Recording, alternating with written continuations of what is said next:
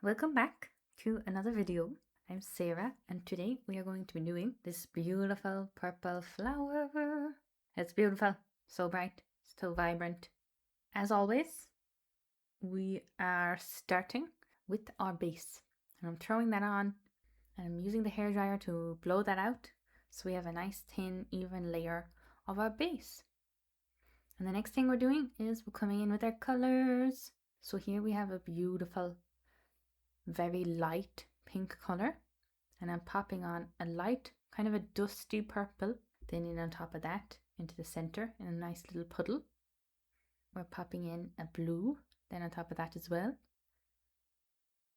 Now here we have a nice rich intense purple, and then the next one is our metallic, which is gold.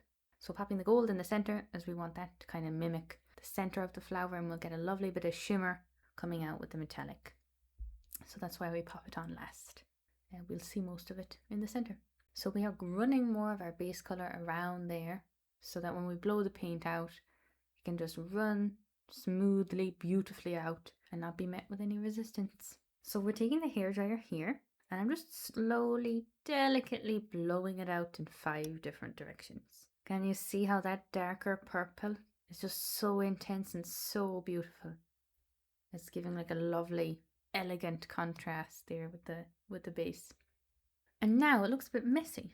So I'm taking my finger here and I'm just running it from the outside where the white base is into kind of the center where the gold is without coming in too much into the center. I want to leave a little space of the gold there.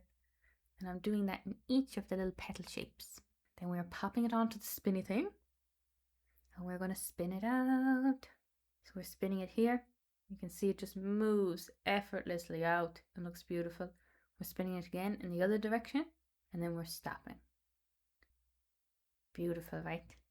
Really, really beautiful. So dusty and elegant. I love it. So we're popping it back on the table.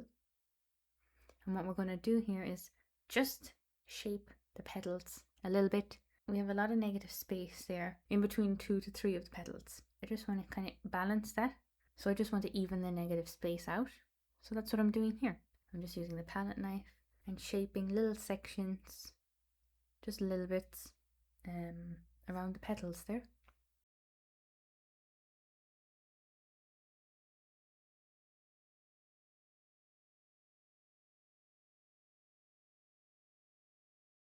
And here I'm just taking that again and I'm just adding a little bit of the white space there between these 2 petals as well.